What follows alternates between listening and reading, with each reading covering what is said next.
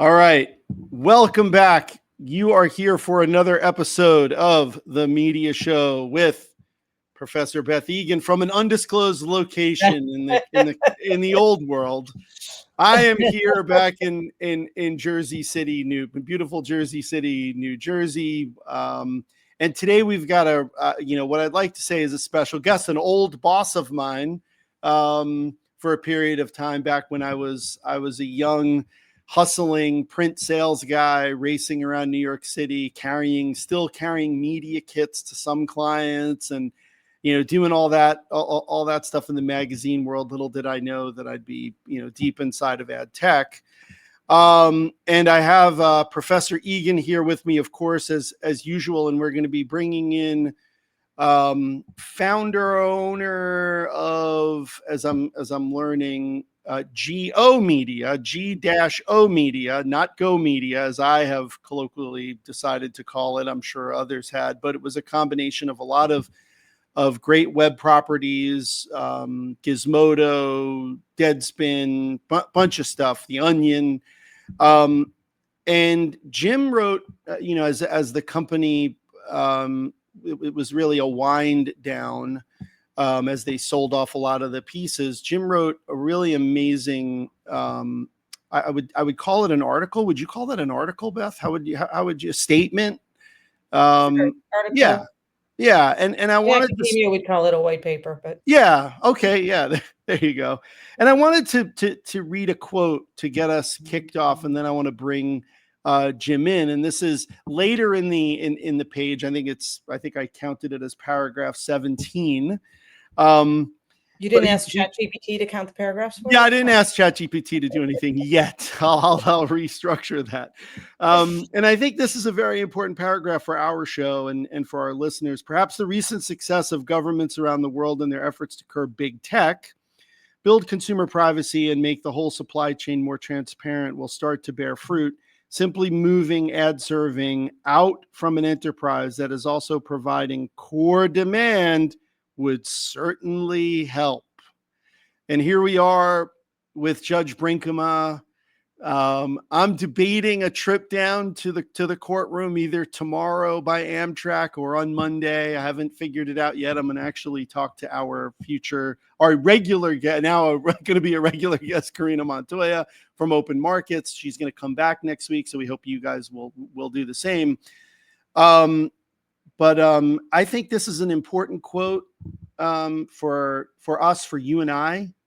The whole article is a great read because Jim covers off on a lot of the stuff, a lot of the pressure that I faced without having union employees, right? As an owner of a business that was trying to do things the right way, editorial, all that stuff, with the pressures of, not making real dollars and cents from the content. I relied heavily on my AdTech side at my business to support the content. Whereas if you're a content provider, it's now walled garden or nothing, or walls of subscribers or nothing.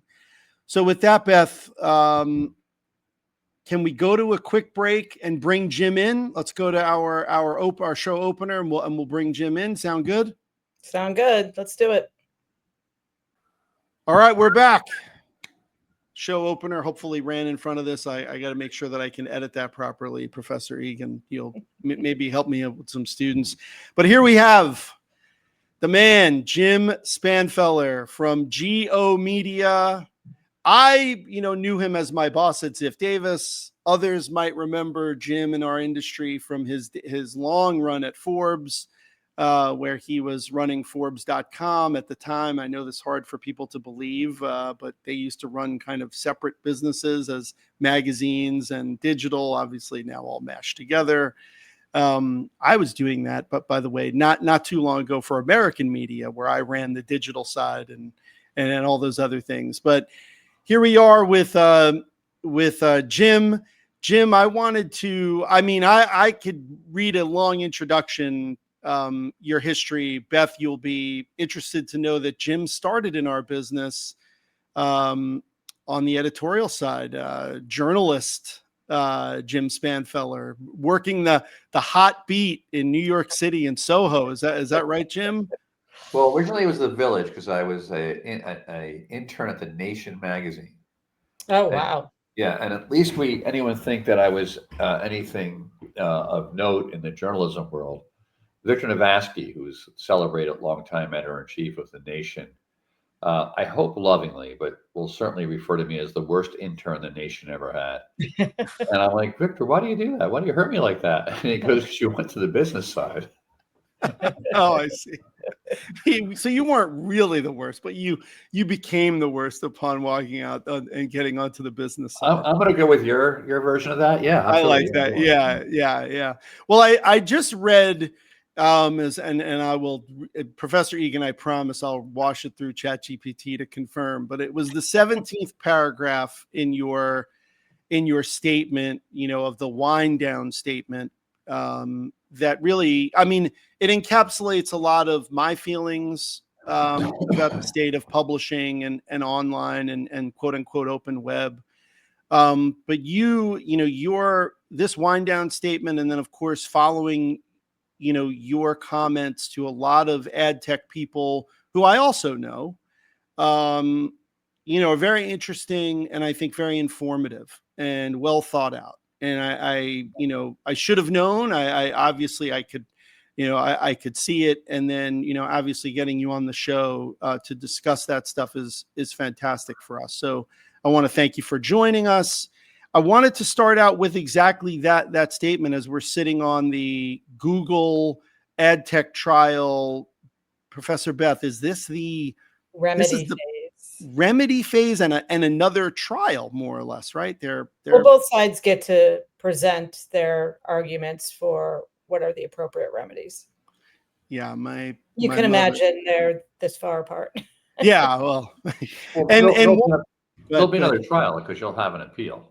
Oh, sure, right. Yeah. But for our purposes, your paragraph serves as something really important, which is, and I'll quote you: simply moving ad serving out from an enterprise that is also providing core demand would certainly help. And that's one of the options. My assumption on the table. We've talked about it here, Jim, which is, removing what would essentially be the Dart side of this, the ad serving side of Google.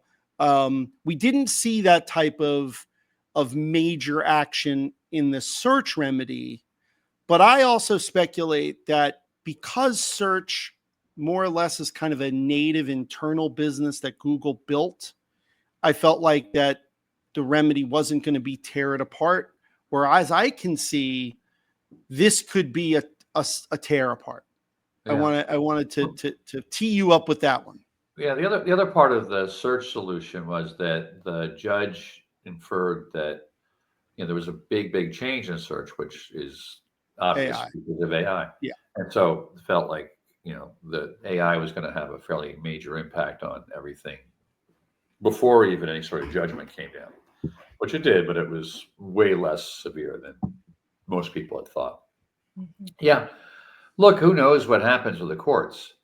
But I think fundamentally, you've sort of parsed this well, which is if you have a company that's serving both as the supply side and the demand side and taking a fee in the middle of all that, that makes it really difficult to have a free market solution occur on millions and billions of interactions per day. And I think it's pretty much been proven over and over again that it doesn't work that way, that there's definitely little shenanigans going on in that. I think more basic, though, more fundamental in this is this notion of ad tech and how it's evolved within the ecosystem, right? So the idea of programmatic is not a terrible idea. And in fact, when I was chairman of the IAB back in the early aughts, or mid-aughts, I guess it was 2004, 2006-ish, the IB was fundamentally one of the main proponents of starting AdTech. Mm-hmm. And we did that because we were trying to find a way to make buying and paying for and monitoring digital advertising that much easier. Because, Professor Egan will know this probably from her agency days, the least profitable way to make money for an agency, in fact, the unprofitable way, was to buy digital advertising. And that's one of the reasons why all these different digital advertising agencies, media buying agencies have evolved. because the big companies, the holding companies, didn't want anything to do with it. Absolutely. Right. So that was the beginning of it. But what's come up is that we now have a whole ecosystem that's based upon made up numbers, which is what third party data is. I mean, there's almost always negative correlation between what the third party data says something is and what it actually is. And so if you have all these billions of transactions based upon this made up numbers, you get into a really bad place. And so that's the beginning. That's the first level of why it's a problem. And especially with this notion, that leads to this notion that there's unlimited supply, which of course is crazy. There's not unlimited supply. There's a definitive number of impressions on real sites that happen. And then you can further delineate that by some sites are less good and some sites are more good, depending on whatever, yardstick you're using to look at those sites, as was the case in print and broadcast media before the internet. But now, because it works better for the programmatic ecosystem, there's unlimited inventory, which means to say, I can buy just your audience using this third-party data that's not particularly, or in fact, it's negative to what it says. And I can buy it at really low CPMs. And this really got pushed forward, the last 10 years or so, because agencies were able to have a VIG in the middle of that. There was arbitrage happening. There was a buy at, I'm making these numbers up. So they bought the inventory at 50 cents and they sold it back to their client at $10. And if you watch the 10Ks for all the holding companies, they were getting their fees cut. And at the very same time, their profits were exploding. So how does that work?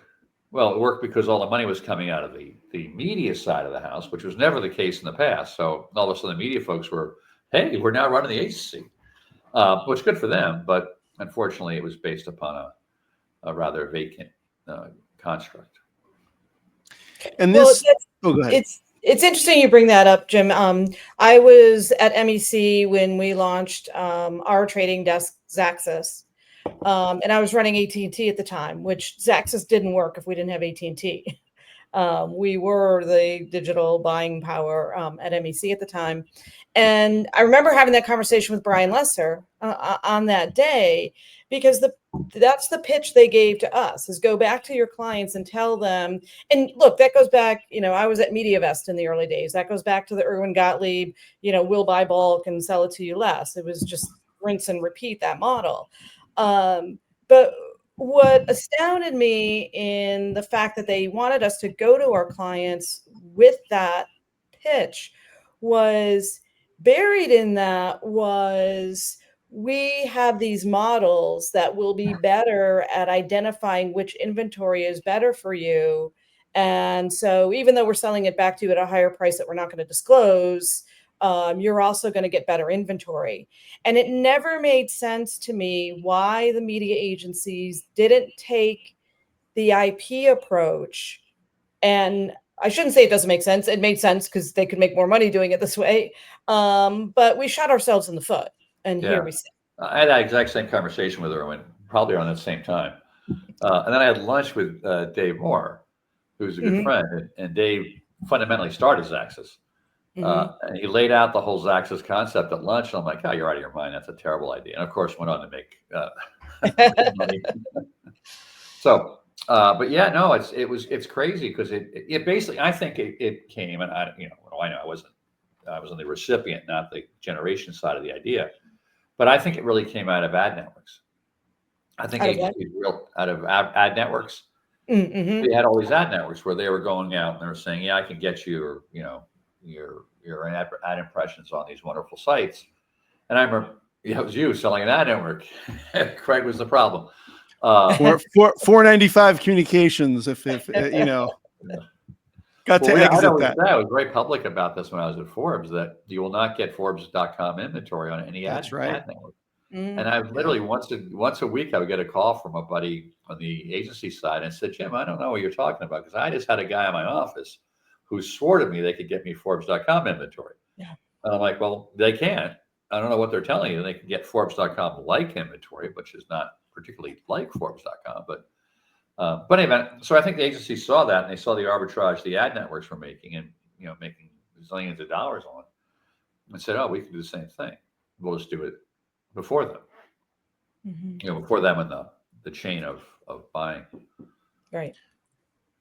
I was going to ask him, and this is the part that really affects me and it affects all of us now. You mentioned the word real sites before in your, and that side of it, I think, is the part that's been pounded the most here, right? Like we could talk about the profits from the AdTech side and the agency side and all of that, but I think we've seen an outrageous amount of decay, way more than people are discussing. The end of kind of the open web, the ability for a publisher to support a business with, let alone a fact checker, but the old kind of classic magazine story, which included an art department and all the other pieces. Yeah. Can you talk a little bit about your transition? Obviously, you were at Ziff.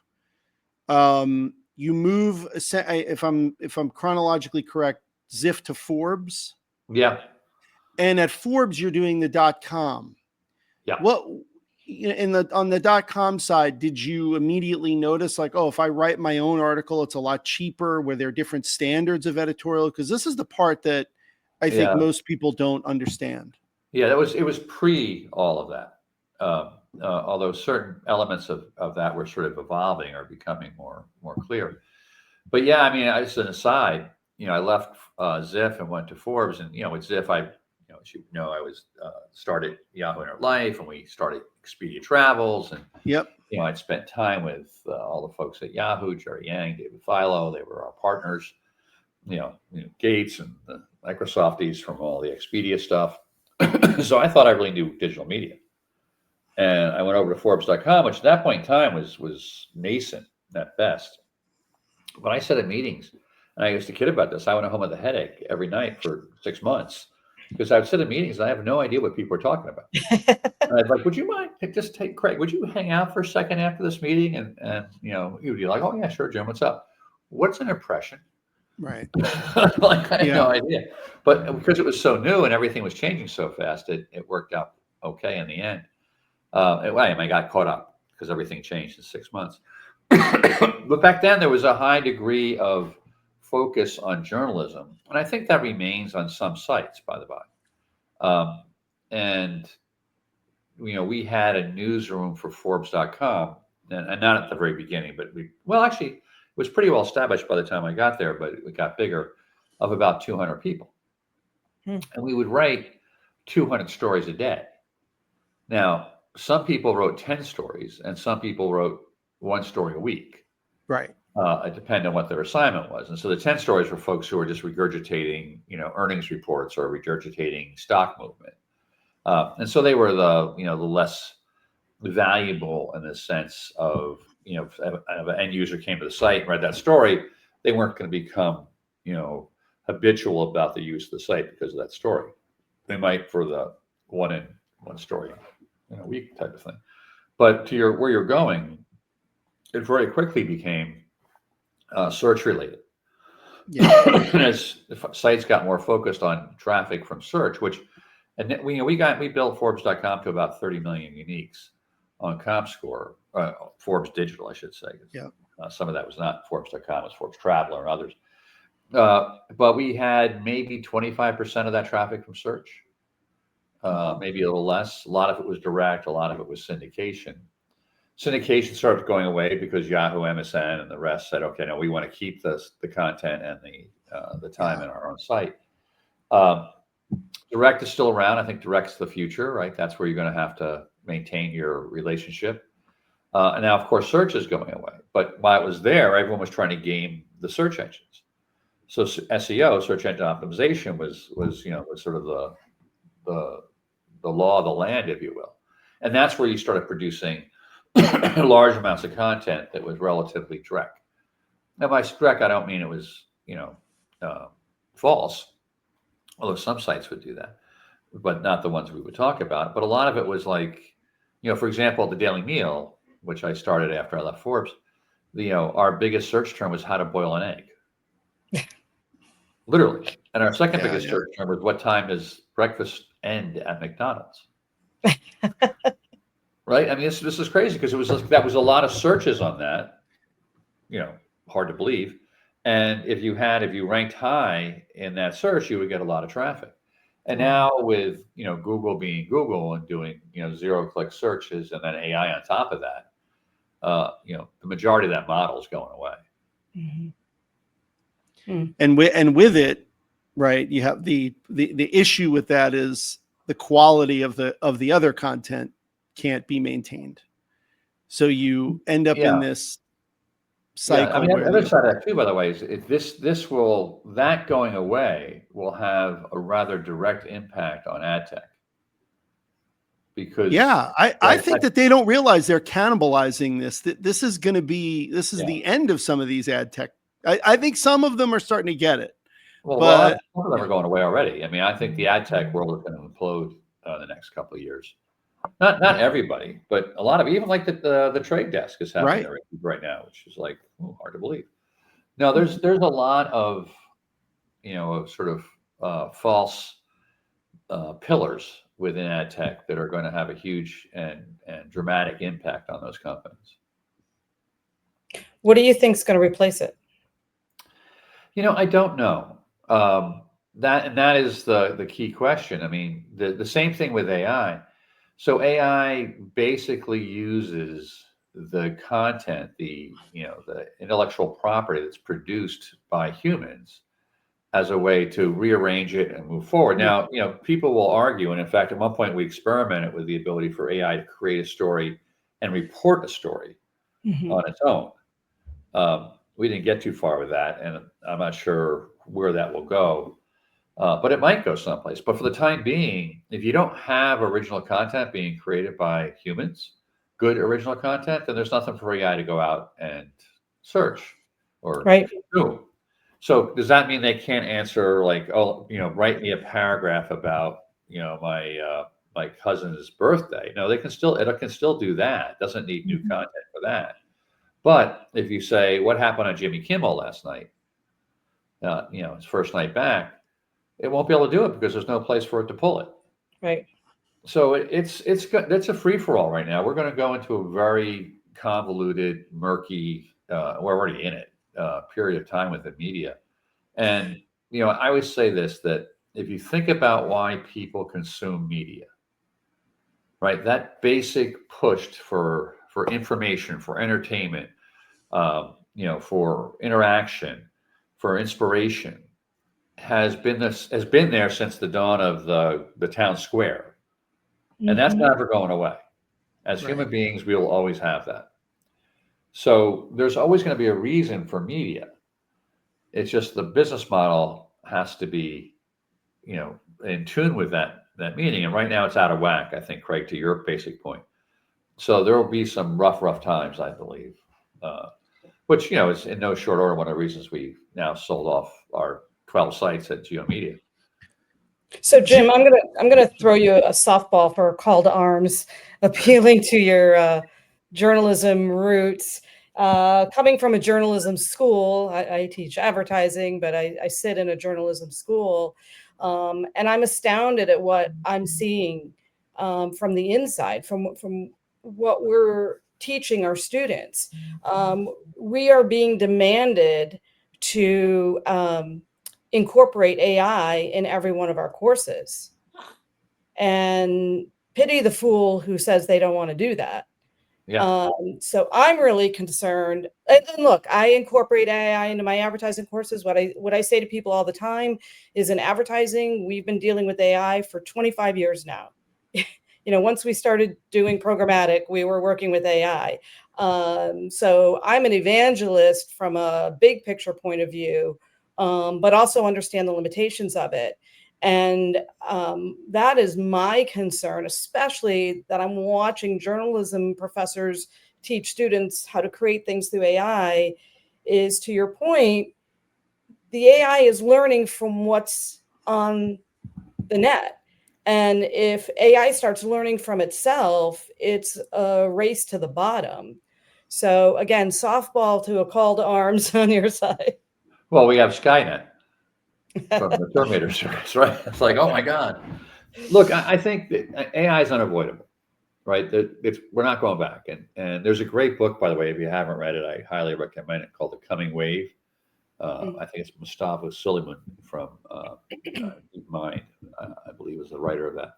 And it's not just about AI; it's about nanotechnology and robotics, etc. But it's really well done. It really opened my mind a lot to where we're at and what we're on the precipice of. Right, we're in the first out of the first inning of AI. Mm-hmm. But having said all that and sort of taking up your challenge, like at the end of the day, you still need to have journalists. You still need to have someone who goes out and has a series of questions with a participant in the story and draws information out. At some point, can AI do that? I don't know, but probably not in our lifetime, but maybe. I think the other issue here, just the other side of the equation, is that too many of the young journalists, and we saw this a lot in GO, are thinking that journalism is initially opinion writing. And, right? There's nothing wrong with opinion writing. It's just that you should be transparent about that, and you should be informed about that, and you should use facts about that. And all too often, the younger folks were interested in just here's my outlook on life. I think XYZ is right, and everything I'm going to bring, every nail I see is going to be a hammer of XYZ. And so instead of actually going out there and really inspecting the situation and really examining the situation and reporting the facts, that was immediately jumping into a position, a point of view on that. And so I said to everybody, it's like, hey guys, you can write a news story, a real news story, where, who, what, when, and then follow it up with an opinion story. So I'm not suggesting you can't express your opinion. I mean, everyone has an opinion. No matter who you are as a journalist, your opinion will seep into your story somehow. It's impossible not to. But you should be very clear, like, this is a fact, and this is my opinion about the fact. And all too often, that's not the case. And I think that's added to, I shouldn't say led, I think it's added to the issue that you're identifying, which is you've got a lot of direct being produced. And you had that direct being produced before AI. Yeah. Right? That's what I was talking about with the SEO rush. Yeah. I mean, how many stories were written? They had no real reason for being. It was just simply like someone's going to go search on what time does the Super Bowl start. Like that's not exactly an in-depth journalist moment to find out. Like, oh, it's going to start at 7:15. I'm going to put that in my story. There it is. Yeah. So yeah. No, I think it's going to be a tough time. I don't know if this is going to be a softball question or a Mariano Rivera cutter in the inside on you there, Jim. I'll definitely miss that. Where do you sit? I mean, I Section 230 always pops into my mind when I talk to my publishing friends, and where Facebook, for me, so my own personal connection to the protections of these vast networks and that side of the business, the walled gardens, really hurt Travel Savvy in, I think, 2014 and again in 2017 when the news feed changed in Facebook and totally took us out. We were growing, we were looking good, and then gone. My feeling is maybe not Google, but I could make an argument for YouTube and maybe portions of Facebook where they should be subject to some of the rules of being an actual publisher. Where did you stand on Section 230 as somebody who is at the IAB and has deep knowledge in this? Yeah, no, anyone who's sort of been content focused over the last 20 years, I think would be on your side of the equation. Now, I might say your side of the equation, I mean, accepting the notion that you said maybe it's not a pervasive thing. Right. This one's all the way back to the portals, right?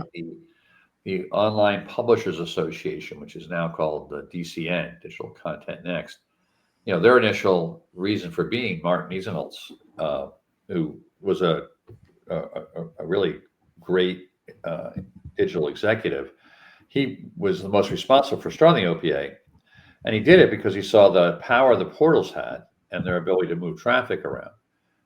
And so that was a response to Facebook, and then the others came along later. So I think there's a lot to be said for where you're at, Craig. I'm not sort of nimble enough nor involved with the sort of at the fringes of the Section 230, but clearly there has to be more accountability pushed upon the social networks. And I think, it's pretty clear that most social media is partially to maybe more than partially responsible for a lot of the ills of new ills. We've always had ills in society. I want to overstate this, but Yeah. Some of the incremental ills in society these days. So there's got to be some sort of way to mitigate those, and at the same time to make it a more positive experience. Which right now, most of the data would tell you it's not that positive experience for the vast majority of people who use social media.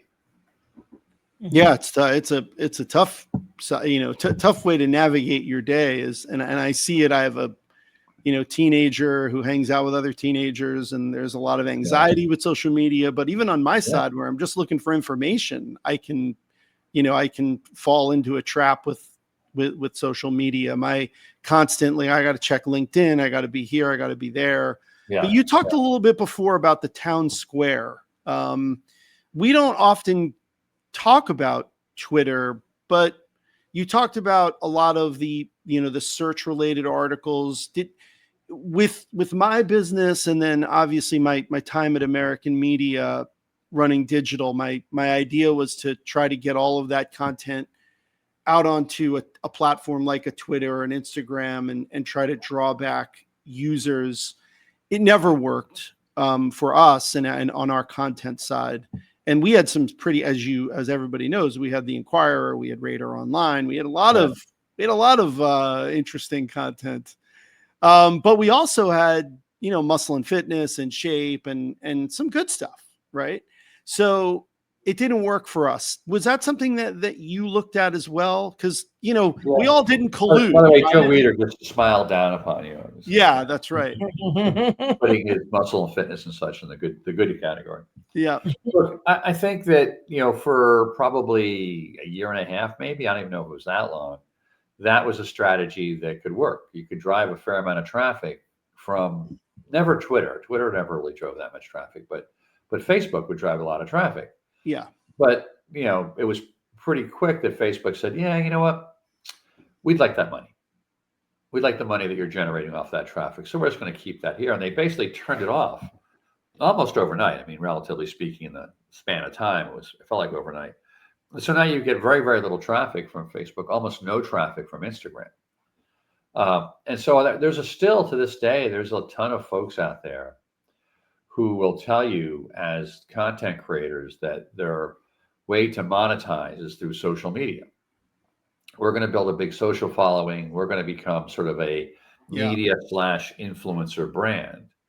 And we're going to develop programs, Now This News, and other folks like that. Now This actually pioneered the construct. And I just don't think that's a long-term win. Now, one opinion in a hurricane of opinions, so take that with a huge, huge, huge grain of salt. But I don't think that even if social media were working in terms of more traffic, more recognition, and more brand awareness of who created the content, because you're creating a engagement with another brand. You're creating engagement with a platform that you don't have control over, and the platform does.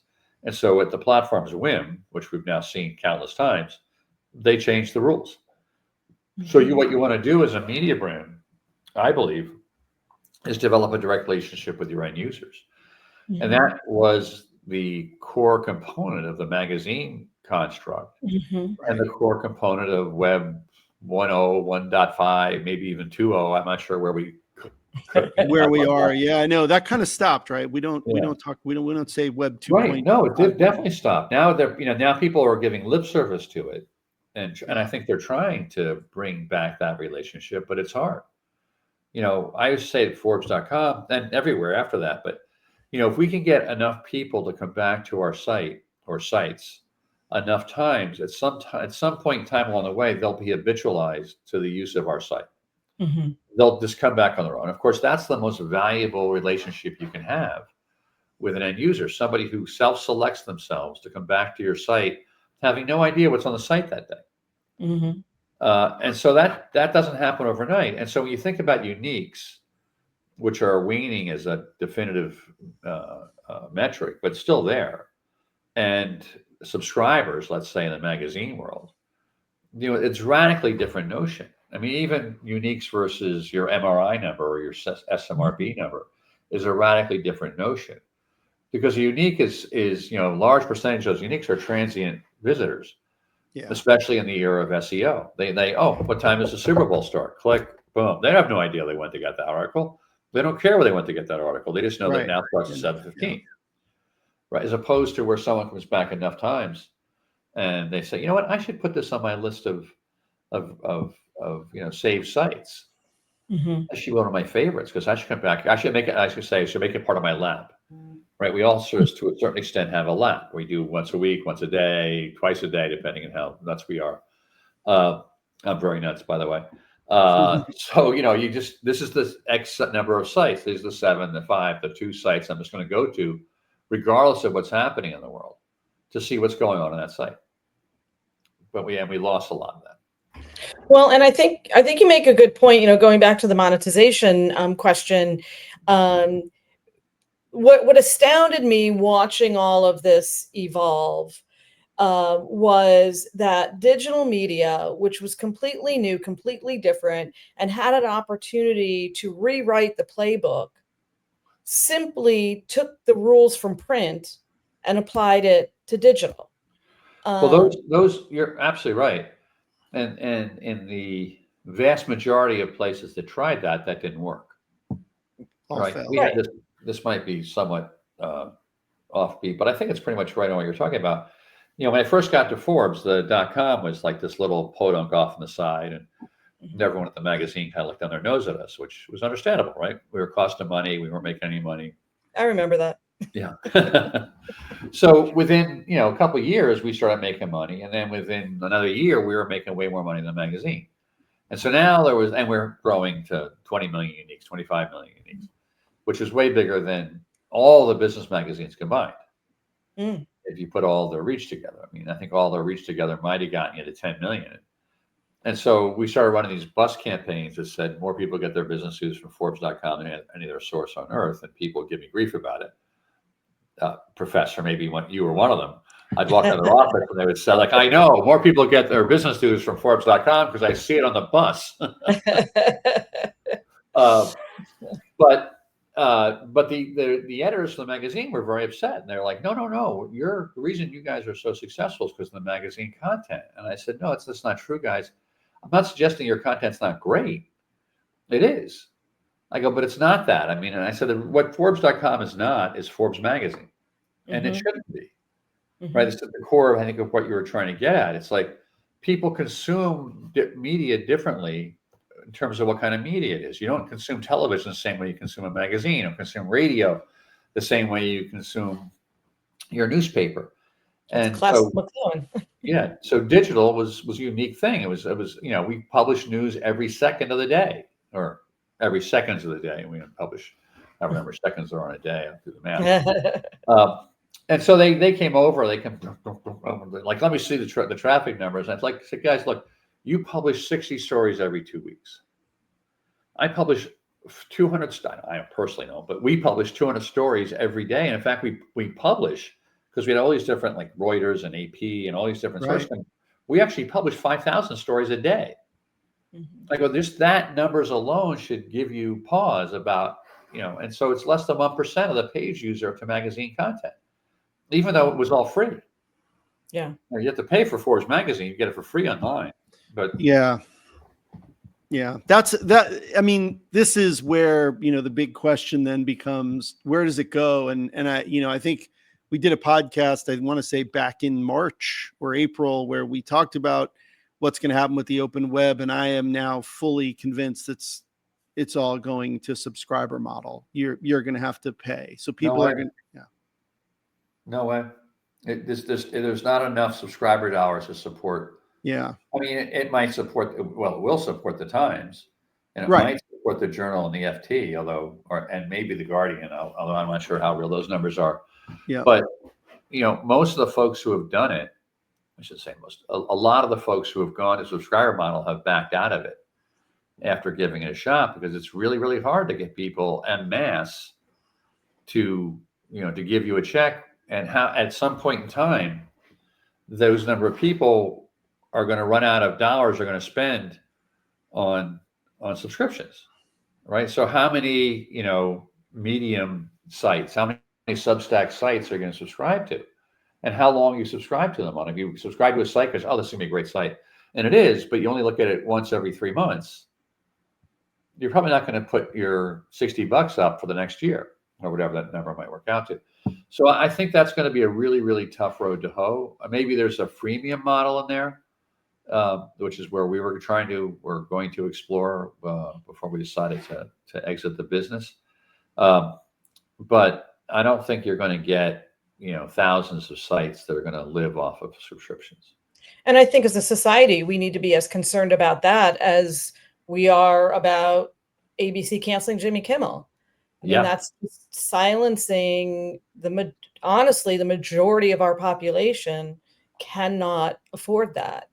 Totally. Your democracy, as trite as it might have sound now, I mean, democracy dies in darkness. And, to quote the Washington Post when it was the Washington Still Post. a paper. Yeah. So, I totally agree with that. And, the world sort of got out of whack because you have all of these entities that now, to be successful, have to have, pick the number, 5 million, 7 million, 10 million subscribers. 10 million subscribers, New York Times makes a nice amount of money and does a great job and produces, a fair amount of really good journalism. But if you're only producing, $2 million of subscription or $2.5 million of subscription, that won't go very far in terms of creating content. Yeah. Which is where a lot of people. Yeah. I mean, part of the purpose of this podcast is to make a lot of this information more accessible to people who aren't insiders like we are. Yeah. And, like I said, I teach advertising in a journalism school. The reason advertising sits in the S.I. Newhouse School of Public Communications at Syracuse University is because S.I. Newhouse was a publisher. And, it's really tiring to have my journalism colleagues look down on us. And by the way, they look less on PR than they do advertising for whatever reason. When I just sit there thinking, none of you exist without us. Yeah. So I think one of the reasons we talk so much about the Google AdTech, well, both trials, but the Google AdTech trial here is it is something that I think more people need to be concerned about, because if we break this advertising revenue model, we break the internet. And that's a really dangerous thing. Yeah, I would completely, at least the current internet, but I completely agree. The other, I just add to your thought. I mean, I think every journalism school should mandate a business of media class or classes, because and we came into GeoMedia and they had a rather rambunctious group of editors, based from the Gawker days, and Geo was actually 3 different companies. So there was, not to throw the same, cast the same blanket over all 3 of those groups. But the Gawker people were very, they had been the first digital media union. They were very passionate, which was great. The problem is, they had little to no understanding of how the business actually worked. In fact, one of the first meetings I had with the editors, I said, okay, just go in the room real quick. Who's your reader? And none of them, they were astounded at the question. Like, what do you mean? I go, well, who comes to your site? Like, what do you mean? Well, there's, they're passionate, involved people with whatever topic the site was. And I go, yeah, but what's the demographics of those folks? Because I was trying to get to a point of how we need advertising to support the journalism, et cetera. I couldn't even get there because they had no clue. They had never looked at any sort of data that said, we get, 60% men and 40% women, and these are the ages. And so it was astounding to me. I was like, wow. And so I agree with you. I think every person going through a J school should be exposed to. I mean, I used to lecture. I would do one little quick thing at initially the Radcliffe publishing course, and I think it became the Stanford publishing course. They changed size of the country. And the first thing I always say, which was very bemoaning to both the organizers and the people there, was that think of your media magazine, your book, whatever, as a gas station. If you sell enough gas, you go forward. If you don't, you don't.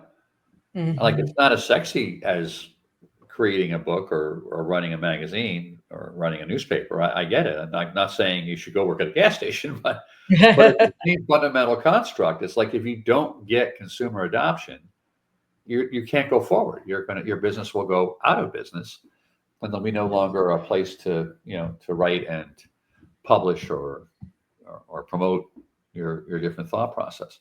And that, mostly there would be groans and sort of looking like, oh, you don't know what you're talking about. And to a certain extent, they're probably right, but nonetheless, I think where you're going is absolutely correct. There needs to be understanding. One of the things I said in the epilogue, by the way, for what did you guys call it? The wind down statement, was that, a lot of what the unions don't take into consideration is that the most important part of any media organization is the content.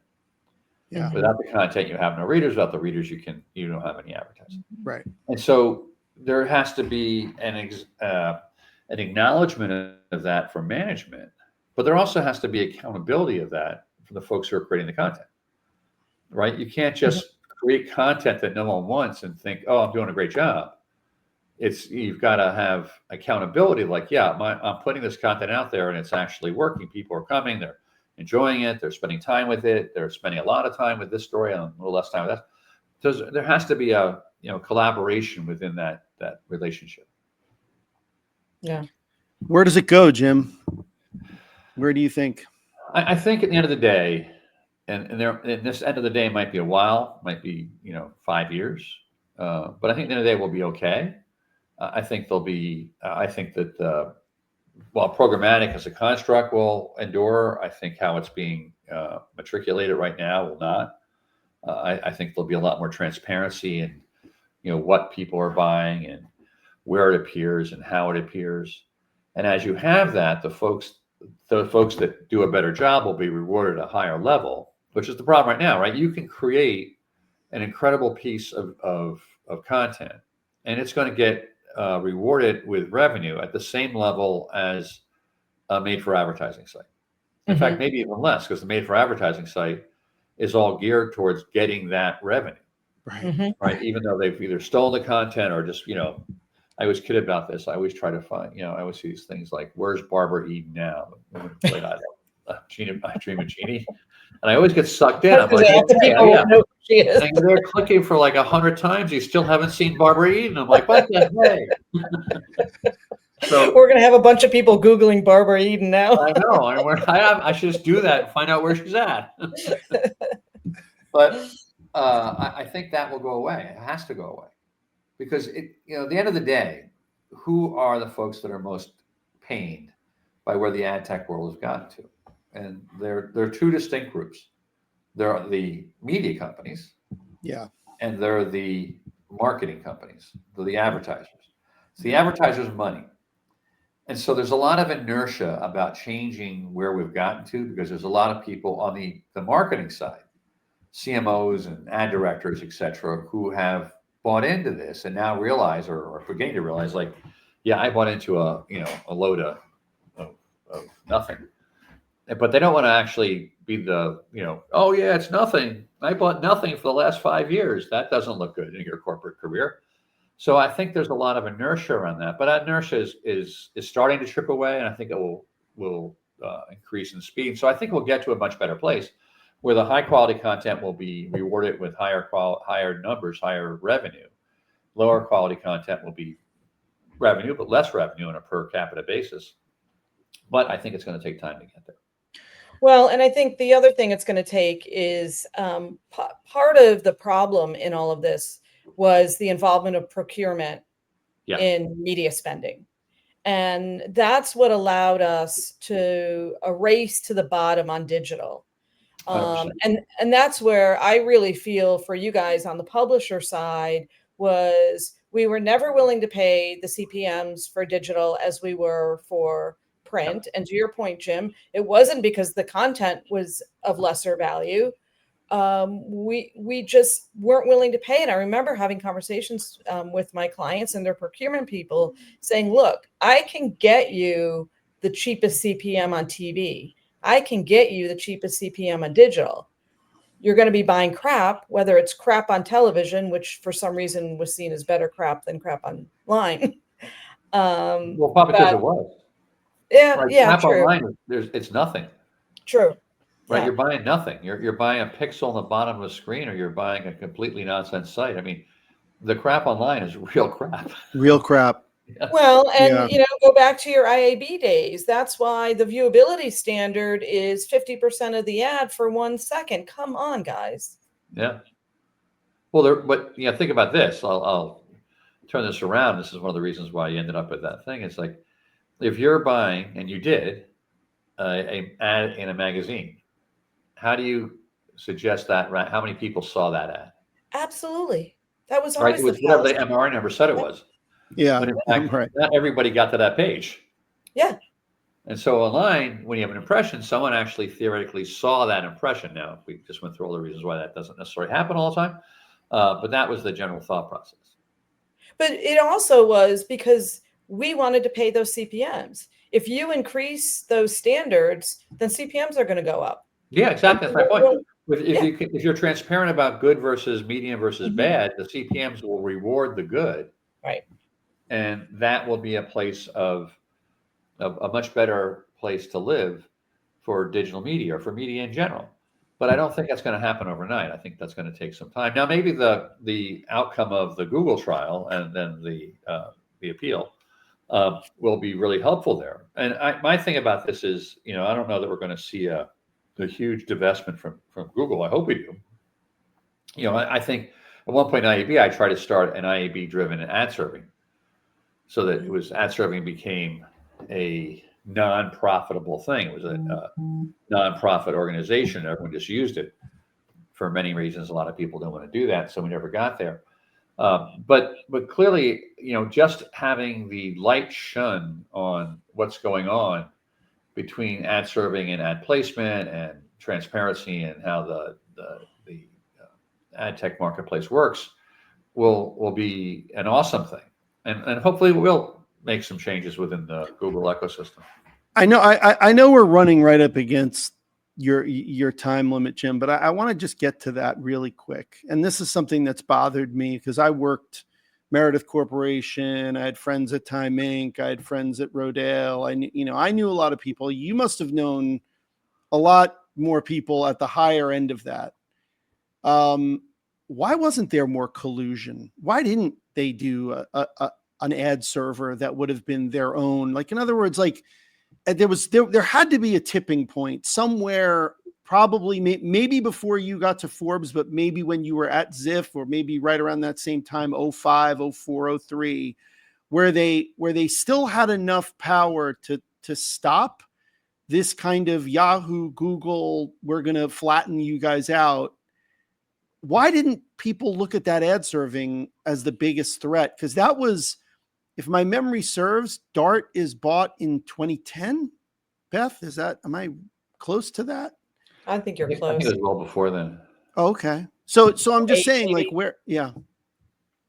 Yeah, I think there was a variety of reasons for that. One, ad serving was a sort of an unknown thing.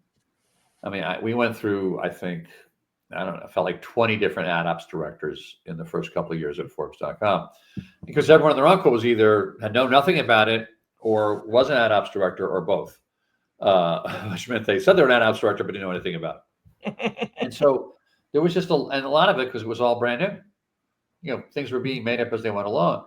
So much so that you had a number of companies that had their own ad server. Right? They had their own. They built their own ad server. I think Yahoo had their own ad server. I think the New York Times at one point had their own ad server. Yeah. We were using 24/7 Real Media as our ad server, which wasn't our own ad server, but it might as well be, because no one else used it. Right. Sorry, Dave. So, and then if you got into it, to get ad serving to be unified within a nonprofit thing, which obviously I thought was a really good idea. You had to get people to buy into it. By people, I mean people like AOL and MSN and I Yahoo. see. Yeah. And a lot of those folks Yeah. were like, no, we got our own ad server. We're doing fine. Never mind. Right. And it wasn't even about like, oh, we see this opportunity over here to obfuscate what's really happening. It was simply, I put all this money and effort into building my own ad server. I'm not going to go and do your ad server. And then shortly thereafter, I forget when this started. I left the IAB. My chairmanship ended in 06. I think probably around 08 or 09 is when the IAB started accepting folks like Google and Facebook. Mm-hmm. And once that happened, the IAB ceased to be a publisher-oriented, creator-oriented environment. Well, listen, I enjoyed this thoroughly, Jim. I would love to have more. I'm gonna ask you back for sure, whether you say yes or no. Up to you. We'd love to have you back. I know that you're up against a time limit, and this was fascinating and something that was long overdue, because when I look at the quote unquote AdTech trial, to me it's the publisher trial. To me, that's the name of the trial to me, because I mean, I wasn't there in the power seat, but I'll never forget Meredith Corporation circa 1999, and pretty powerful publishers in a room couldn't figure out how to calculate a $4 CPM because they had never seen a $4 CPM. They were used to 40. I think you called me, Craig. Yeah. I mean, and I remember that distinctly, like, oh my God, like I didn't even know $4 CPM existed, let alone we ultimately got to 40 cents, right? I mean, in the network world. So I think that there's a lot of meat on this, on this bone. Yeah, I would agree with that. I just give you one other quick anecdote. I was in an OPA meeting, probably circa 2006, 2007. And this is when ad networks were really taking over, and the whole thing, well, we're going to, it's an unsold seat in your airplane. We're going to fill it, we're going to fill it at, at a best rate we can get, which was like 20 cents. And I remember having conversations with Gordon McLeod. He was then at the Journal, and I think it was Yoli was at the Post and Martin at the Times. And I said, okay, what percentage of your overall impressions are taken up by ad networks? Because they were all using ad networks. We weren't at Forbes. And then I said, okay, compare that to what percent of your revenue is coming from those ad networks. And it was ridiculous. They were like taking up 40% of the impressions and have less than 1% of the revenue. Right. And so, I had these conversations, and we had this meeting at the OPA. It was a little bit about that. And I got up and I said, look, anybody in this room who is using ad networks are a traitor to your creed, because you're just allowing this perception to exist that advertisers can buy your inventory on an ad network for 10, 20 cents, 1,000, when you would never in a million years sell it to them at that rate on a direct buy. But regardless of $4 or 40 cents, you can't afford to pay a writer. You can't afford to pay an editor, a fact checker, art department, lights, computers. It doesn't make any mathematical sense. That is essentially, people ask me all the time, what happened to Travel Savvy? Why didn't you? And I said, I mean, without the network supporting it, it was a complete impossibility. I didn't understand when I would see people surviving. I'd be like, I don't know how they're doing it. I mean, as I figured I had as good a group of sales guys and saleswomen as I could get. I had some great content. We were shooting video. We couldn't make it work. We were shooting the cheapest video you could possibly have. I had half of Syracuse as interns. I had the other half from Penn State. I had great designers and I just couldn't make it work. I could not make the mathematics work. And it frightens me to think where we're sitting right now in this publisher trial. If they uproot the ad server right out of it, if Dart ultimately comes out of it, what happens to Dart? Who's going to continue to make advancements in ad serving? Do we need those? These are questions we're going to come back and ask you, Jim. By the way, another funny aside is that Dart was a throwaway item for DoubleClick. Yeah. DoubleClick was an ad network. It was the first big ad network. And so they built Dart to support their ad network. And then when the ad network business started to, because it went in waves, right? It was big at the beginning, and then everyone got their own ad sales team, and then ad networks went away. And so that's when DoubleClick sort of got in big trouble. And so they sold Dart as just like, okay, we have this thing over here. It's like, it's the machinery in the back of the shop. We'll sell that. And then Google bought it. Went wild.